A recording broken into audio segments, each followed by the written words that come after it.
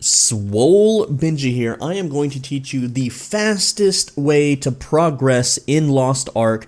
This will get you to level 50 very quickly. This will get you to tier 3 as fast as possible, and I'm going to go over all of the daily things that you should be doing to progress your character and the ideal linear fastest path so that you will increase your gear score as fast as possible. Let's get into it. As a new player, you are probably wondering, what should you be working on? What should you be doing? The very first thing that you should be doing with your first character is just focus on hitting level 50. That's it. And the fastest way to hit level 50 is through questing. Now, you should only be doing orange quests and blue quests. Orange quests are the main story quests, and either when you can't find an orange quest or you feel like your character's too underpowered, you should be doing the blue quests, which are world quests, which will get you gear and lots of experience. Ignore all yellow quests and red quests. Do not worry about them at all, just skip them. Now, once you hit level 50 by questing, which honestly doesn't take very long, you can do it on the very first day. I'm not saying that as a no-lifer that plays 20 hours a day. I'm saying that as someone that just gets off work and plays a few hours here and there.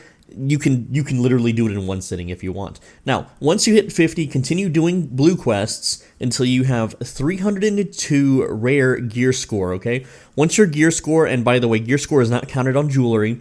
Once you have 302 rare gear set and you're pretty, familiar with your class, then you will unlock the Abyss dungeons in North Vern, do North Vern quests into the Shoeshire quests, and just keep following the blue quests. You'll get your 302 gear score rare set so you can unlock the Abyss dungeons. But gear is not enough. You will also want your awakening, your class's skills, possibly your class's ultimate. Depending on what class you play, I don't know exactly all of what skills unlock for what class, but do the Trixion quests, and that's going to unlock some very nice abilities for you. And you can pick up the quest from Beatrice by porting to Trixion. Now, at this point, if you want to, you can get your epic set by doing Abyss dungeons. You don't have to, but it's nice to have. And at this point, it's time for you to hit 460 gear score, and you're going to go to Dream Goal Island, Panda Island, the Golden Wave Island for materials, go back to Vern, run Chaos Dungeons and level 1 Guardian Raids, level up your 302 rare gear to 460.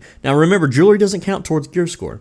Then once you have that, go ahead and finish up the Rowendell story, and that's a new continent, it's new story, do all the blue quests. After that, you're going to go ahead and grab a Relic Ability Stone. You're going to head to the Pato boat, which you can search for it on the world map, and purchase a 460 Relic Quality Ability Stone from the vendor right next to the Stonecutter NPC on the boat. It costs about 1,000 pirate coins.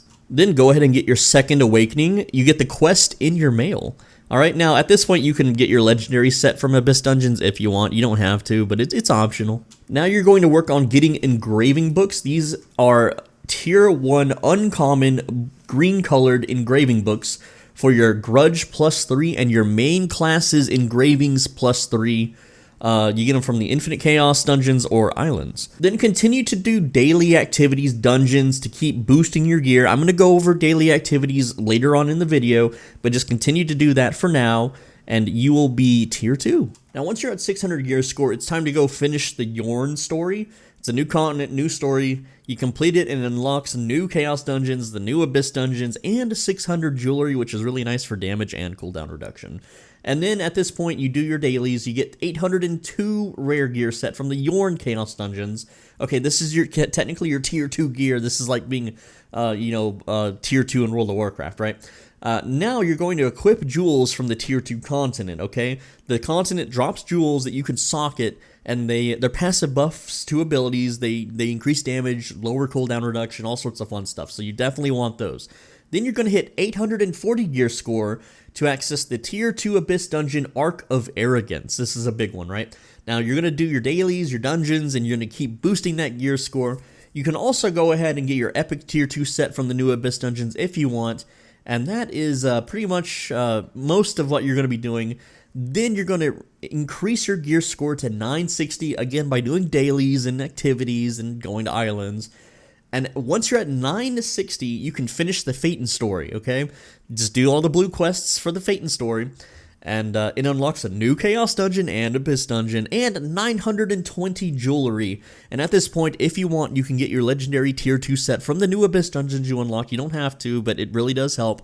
And then, guess what? It's more gear score grinding. You're going to go and get 20 rare tier 2, that is the blue colored engraving books, for your Grudge +6 and your main class's engravings +6 by doing the Infinite Chaos Dungeons or the Island activities.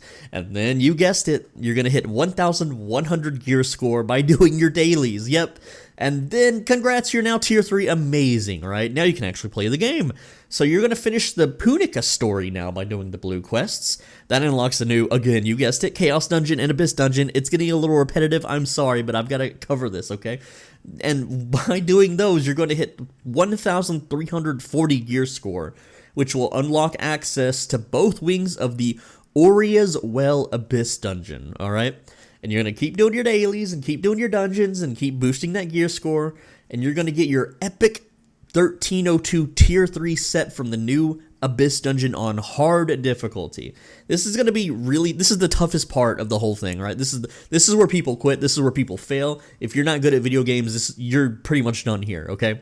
And it's going to require a continued grind. It's going to take a lot of time to accomplish, but once you do, it's the biggest hump to get over, and everything else is pretty much smooth sailing for quite a while, right? So keep doing your dailies, keep doing your weeklies. I'm going to cover that later in the video. And get ready for Legion raids, okay? Get your runes, your skill points maxed out, your engraving books, cards, gems. There's so much to do. Alright, get your epic tier 3 set to 1370, which is a +15, by doing your dailies. Alright, so that is, that's pretty much everything for North America at the moment, but if you happen to, or by the time you watch this video, maybe they'll release the new Abyss Raid Argos. It's not out in North America yet, okay? If you're on the Russian servers, you can do it, but right now you can't, and I don't think anyone's going to be at this step for a while, so it might be, I don't know how fast Amazon's going to release this content, okay? But you're going to farm the Abyss Raid Argos, and you're going to craft a full 1340 legendary set of equipment. And also, you can sell this equipment on the auction house, and if you're one of the first people on your server to sell this equipment, you're going to be rich. You're just going to be set for life, okay? So you definitely want to rush to get to this point. Now, assuming that people from the Russian servers and Korea servers aren't smurfing on the North American servers and already going to do this. They probably are, because it's really profitable. Anyway, once you do this, you're going to hit 1415 gear score, another 15 gear score jump, by doing your dailies. Then you're going to farm the Legion Raid Valtan on normal difficulty and craft a new set of legendary gear from that, and that's going to get you to 1430.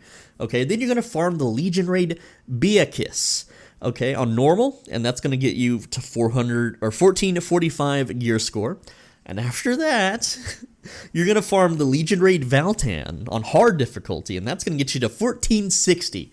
Then you're going to farm the Legion Raid Beakis on hard difficulty this time, and that's going to get you your Relic gear, which is better than Legendary. That's the orange-colored gear, to 1475. Then finally, you're going to farm the Legion Raid Koku Satan on normal. That'll get you to 1475, okay? You're going to also farm your new set. You're going to upgrade with Trumpets to level 2 for 3 to 5% increase in damage, which is actually quite a lot in this game. When you're dealing millions of damage, you're going to be dealing, like, 5% of a million is a lot, guys.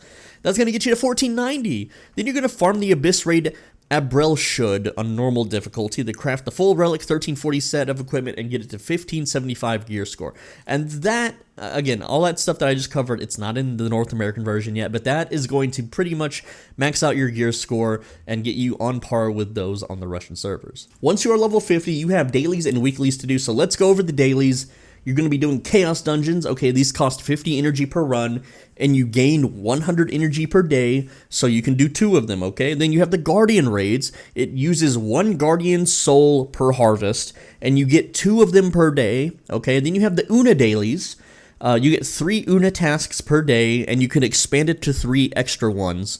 I forget how to do that. It's been a while since I've played the Russian version, but you also have the Adventure Islands, which are on Saturday and Sunday at 1400 hours, depending on your server time, through 2100 hours, okay? And then Monday through Friday, it starts at 2100 hours, okay? So if you're a wagey and you have to work around those hours, just don't worry about Adventure Island, or just do it on your days off, okay? So the Voyage co-op missions appear multiple times per day. You can get those. They're just going to be on your map. You have the trade skills. You do a trade skill until your energy is depleted, okay? It's kind of like Arcade, if you ever played that.